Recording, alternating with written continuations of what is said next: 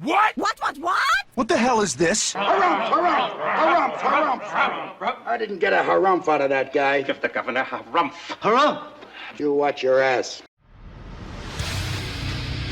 I see you shiver with anticipation.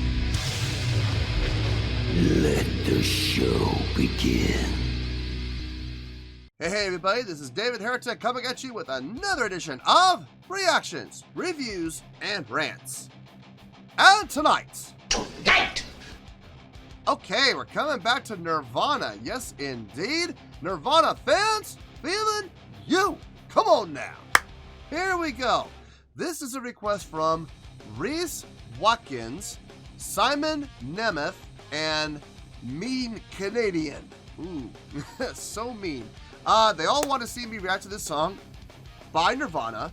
It looks like they're doing a live cover of a David Bowie song. And the song is called The Man Who Sold the World. Now, have I heard the song before? I don't think so.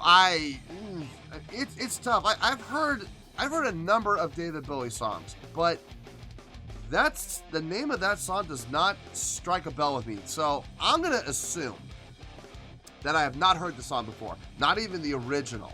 So this is gonna be a 100% fresh reaction as far as I know. Now, as always, if I start listening to the song and I suddenly go, wait a second, I recognize this, I've heard this before, I'll let you know. That's the truth. You know me, I'm gonna be honest with you guys. This was posted by Nirvana, okay? And the video has 44.8 million views. It'll get you there. Other than that, there's really nothing else left to say. Link to the original video will be down below in the description for your viewing pleasure at your leisure. Let's get started. What do you say? Are you ready? Are you ready? Because here we go. All right, here we go.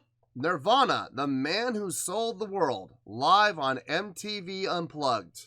Okay, 1993, unedited. Nothing really scares me except the MTV part. They're owned by Viacom, and Viacom is usually pretty stringent and very careful about protecting their intellectual property. So I don't know. We'll have to see. Hopefully this doesn't get blocked. Block! And if it does, it goes up on the Patreon page anyway, so everybody can watch it. So there you go. All right, let's do this.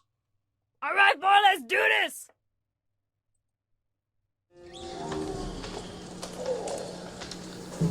I guarantee you I will screw this song up. So. What song is it? You know which part? Yeah, well, I at least know which part I'll screw up. Yeah. Yeah, like he only screws one up.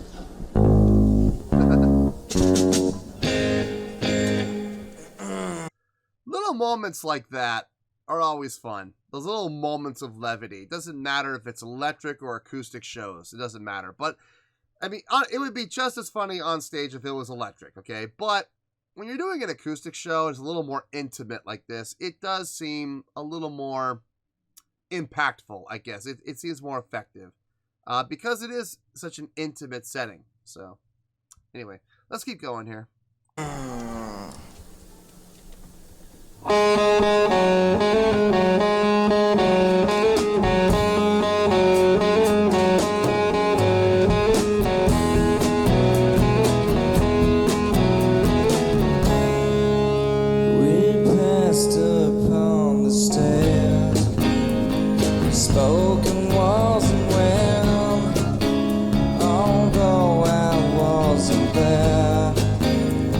Said I was his friend.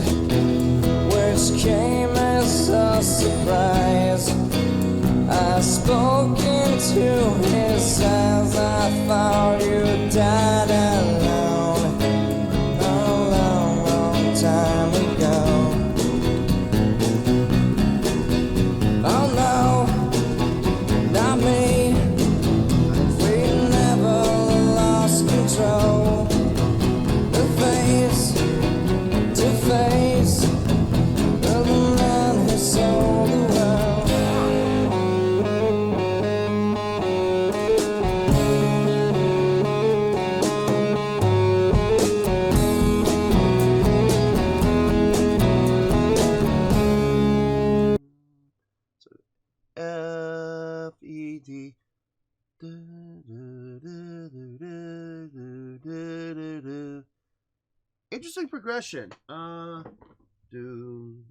on to the C too. No, B. Nope.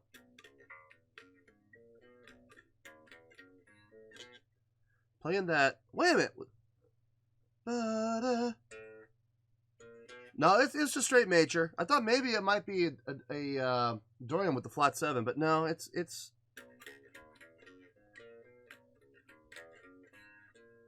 Wait, or was it?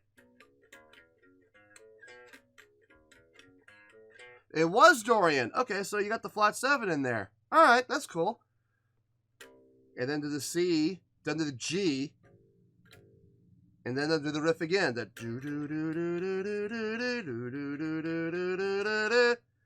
was what was throwing me off, was the flat 7. I was like, it sounds major.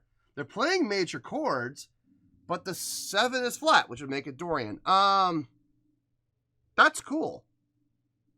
That's really cool. It threw me for a loop a little bit.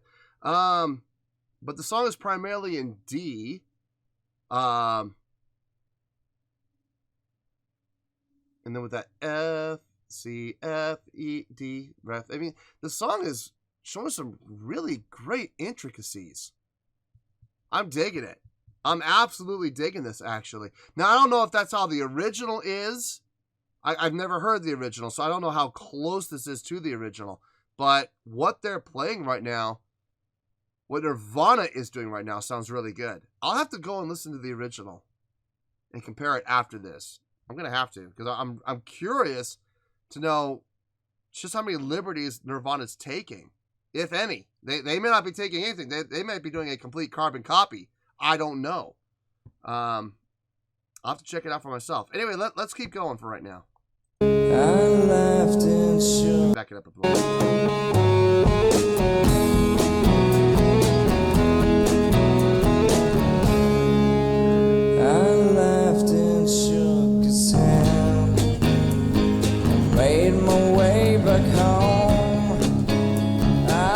For farmland. For years and years I roamed. I gazed and stared. We must have million years. I must have died alone a long, long time ago. Who knows? Flat 7. Not me.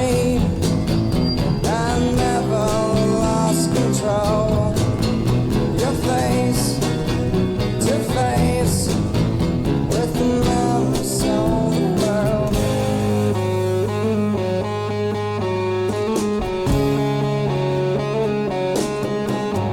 Who knows? Not me. Okay, I think I figured out the pattern now.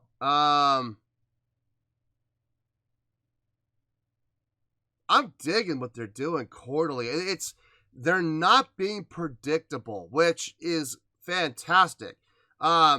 It's taken me 2 run-throughs of this verse to chorus to see the pattern. I think I got it, but I'm not 100% sure, but I think I got it. It's a great pattern. Down to the G to do that Dorian up, and then to the C to do the Dorian up, and then no,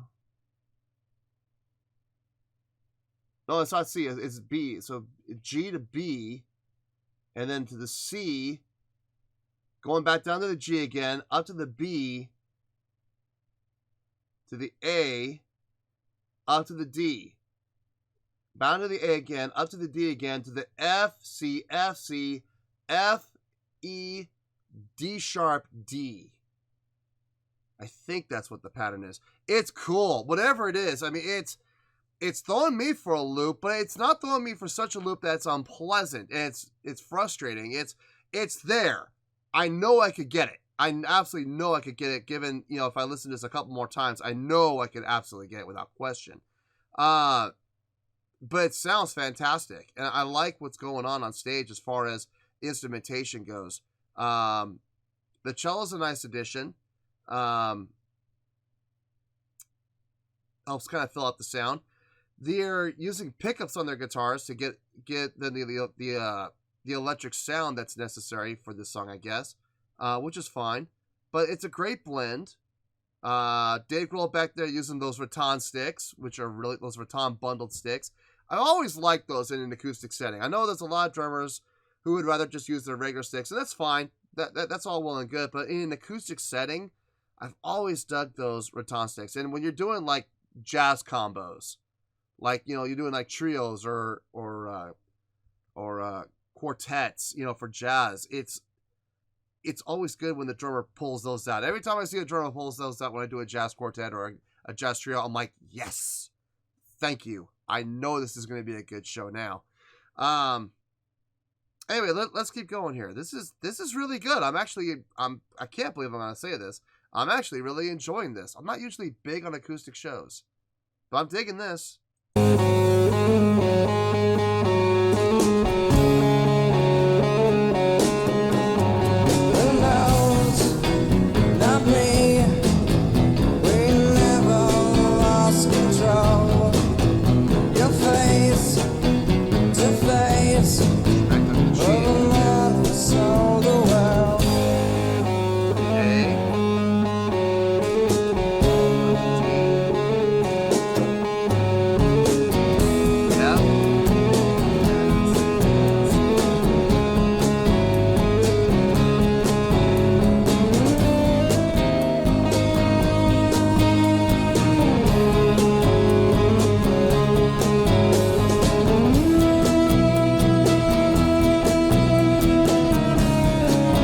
Nice, doubling, okay.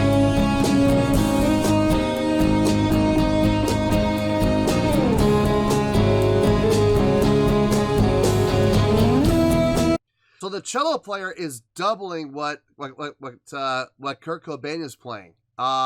It gives it that,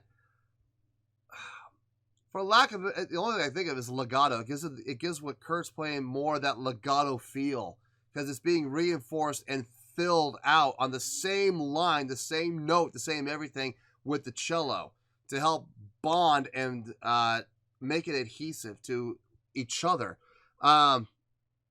Really cool. It's cool to hear that, because when Kurt's picking, you're going to hear the picking.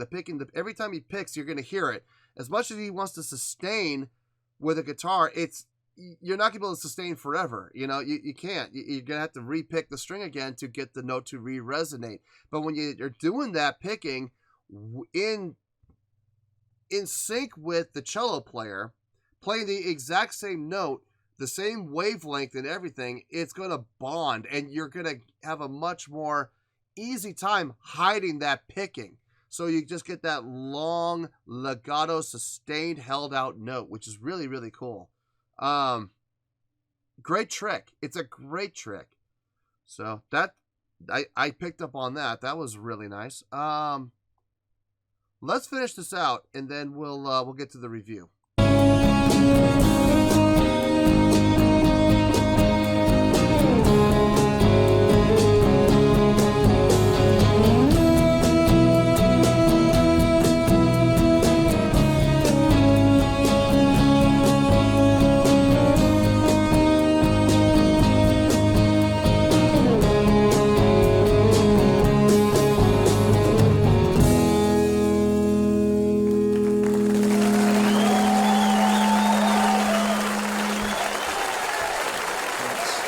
That was a David Bowie song.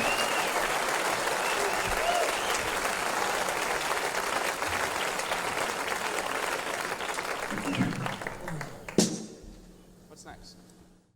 Yeah, what's next? Don't you have the set list in front of you? Why are you asking what's next? You have the set list, don't you? Anyway, surprisingly good. I'm not usually big fan of acoustic shows, but this was surprisingly good. I actually really enjoyed that. Let me think about it. Let me think about how much I enjoyed it, and I'll see you in the review. We'll talk about it. Well, there you go, folks. That was Nirvana with their rendition of the David Bowie song, The Man Who Sold the World. This was a request from Reese Watkins, Simon Nemeth, and Mean Canadian. Okay, I got a score here, and I think I'm gonna blow some minds when I give this score, considering the fact that I'm not a big fan of acoustic shows at all. On a scale of 1 to 10, I'm gonna give that an 8.6. Yep, 8.6. I feel great about that score. Let me tell you why. Why? Okay, I did something that I don't normally do, and I have absolutely no intention of making a habit of doing on this channel. After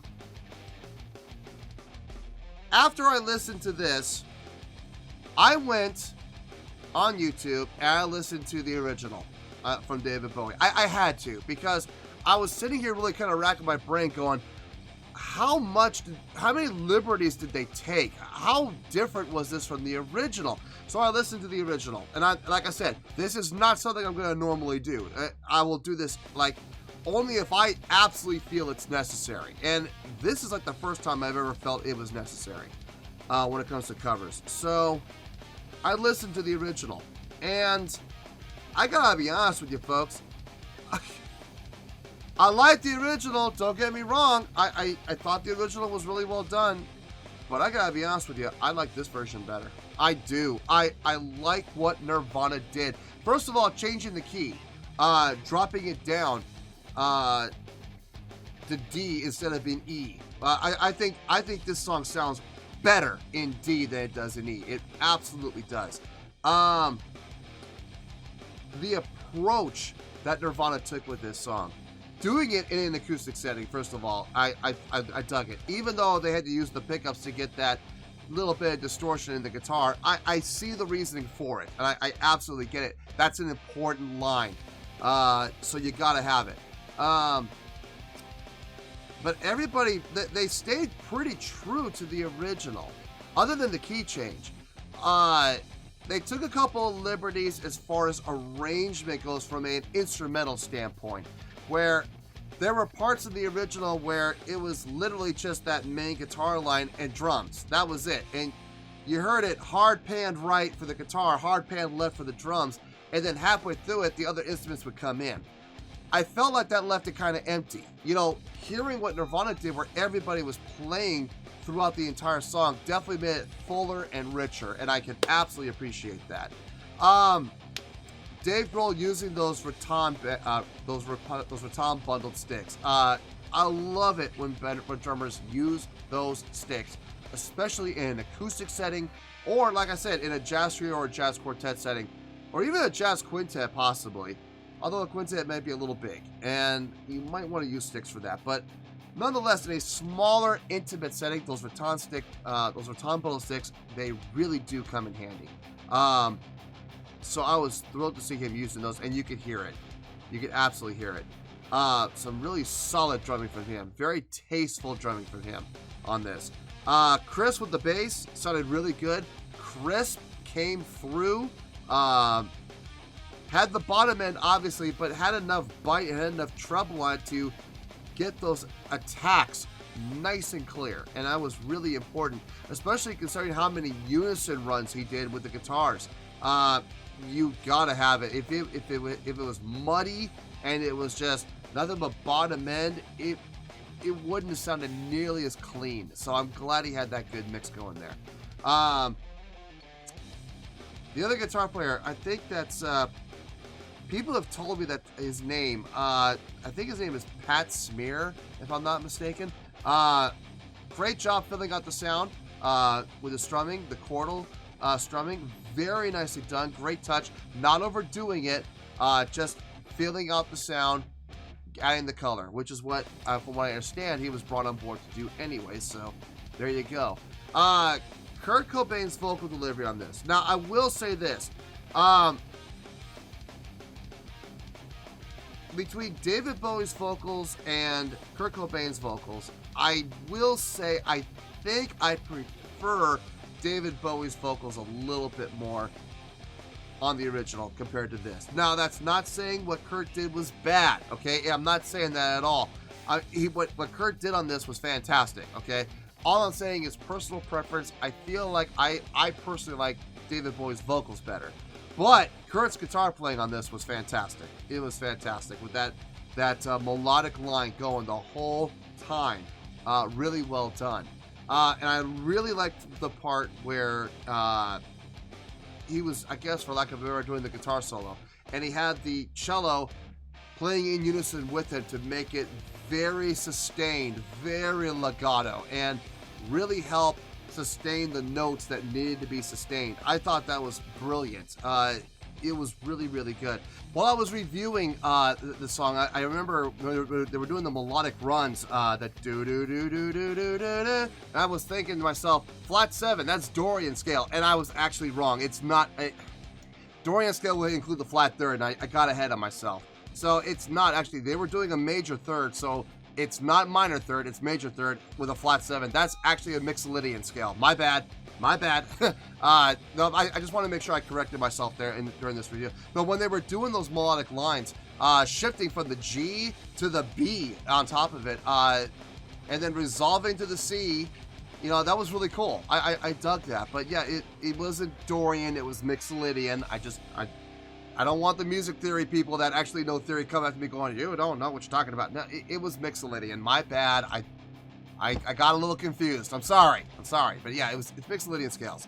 No, I enjoyed this. I really did. I don't like acoustic shows. I hate doing it. I hate playing acoustic shows. I really do. I've done a few, and I am not a fan of doing them, let alone sitting here and listening to them. But this is an exception. I did enjoy this performance. I did enjoy this song. And like I said, I prefer this to the original. So I'll take this over the original any day. So I feel really good giving it that great score of an 8.6. And an 8.6 really is a great score. If you're not sure about that, take a look down below on my scoring chart. You'll find it down there in the video description. You'll very clearly see 8.0 to 8.9 is the threshold for great. Just remember this, 8 is great. And an 8.6 is definitely up there on the great scale. So, 8.6, final score, I have spoken. Well, that's going to do it for this edition of Reactions, Reviews, and Rants. Hope you all enjoyed the show. Hopefully, I was able to entertain you. If I was able to put a smile on your face and brighten your day, then I did my job, and I'm so glad I could do it. If you did enjoy the show, and you would like to see more videos like this, feel free to join the fan base by clicking on that button down there. Yeah, you know the button I'm talking about. Click on that button, join the fan base, and become one of us. Now, for whatever reason, if you don't feel like clicking on that button, that's okay. I still respect you. Also, if you did enjoy the video, please feel free to give the video a thumbs up. It'll do me a world of good, and it will do you absolutely no harm whatsoever. Finally, if you guys do join the fan base, you will find a bell down there that you can click on. By clicking on that bell, it'll keep you up to date on everything happening with this channel, including when new content gets dropped. So, if you want to stay in the know, click on the bell and you'll stay in the know. Well, that's going to do it for the night, folks. Until next time, this is David Heretic signing off, reminding you to stay fabulous and support each other. Later. Peace.